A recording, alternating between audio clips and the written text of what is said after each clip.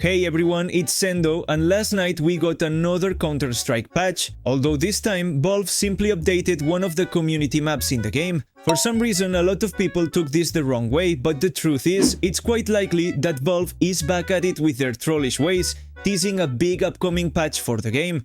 Over the past month, behind the scenes, they've been dropping a lot of hints about what they might be working on. So today, we're going to talk about all of that and more. But first, here's a quick word from the sponsor of today's video. Today's video is sponsored by Keydrop, the leading case opening platform. Open all kinds of themed cases, upgrade your skins, and take part in exciting battles. And wait, that's not all. By using the code sendoh, not only do you get a bonus when depositing money on the site, but you also get access to all kinds of giveaways, with thousands of dollars in prizes. You'll find the link to my code and the giveaways in the description below. And most importantly, it's only for those over 18 and with money you can afford to spend. Always play responsibly. No fun, no game.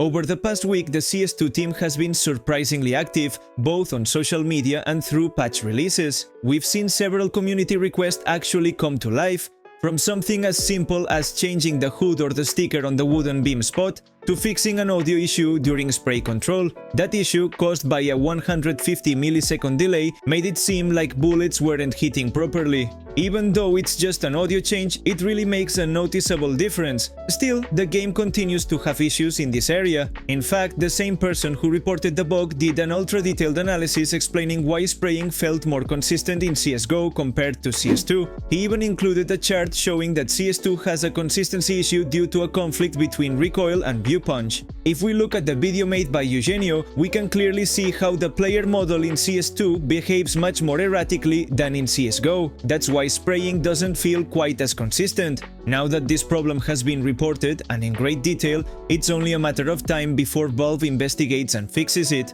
When the delay issue was reported, it only took them a few weeks to patch it. So if they really focus on it, this is something that could be fixed soon. And if you think about it, with the major just around the corner, it's in Valve's best interest to have gameplay polished to perfection. Fixing this could greatly improve the game.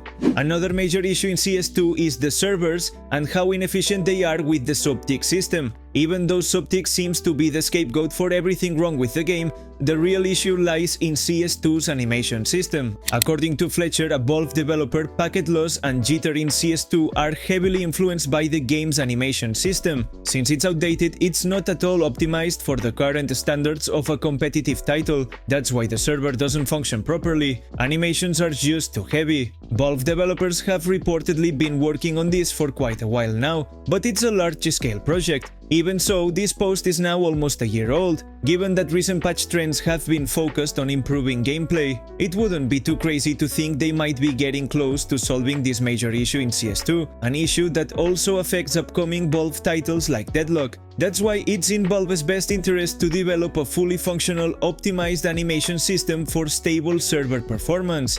Now, this doesn't necessarily mean that characters are going to start having super fancy animations. In fact, things might still look exactly the same visually, but the goal here is to optimize the servers so that everything registers correctly.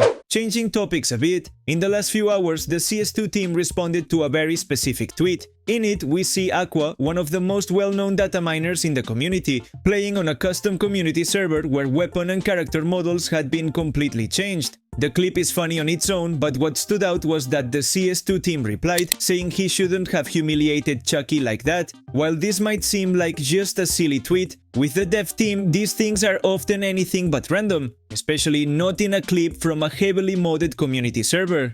This is just a theory, but a few months ago it was leaked that Valve had started working on some sort of map template for a new game mode called Arcade, and more recently a folder for unofficial add-ons showed up in the game's code, so it wouldn't be too wild to think that Valve might be prepping new tools to allow for community-made game modes or even an entirely new network of community servers. At the end of the day, Counter-Strike isn't a game that's 100% dedicated to its competitive core. There are all kinds of sub-communities centered around other game modes: Surf, Prison Escape, Zombies, and more.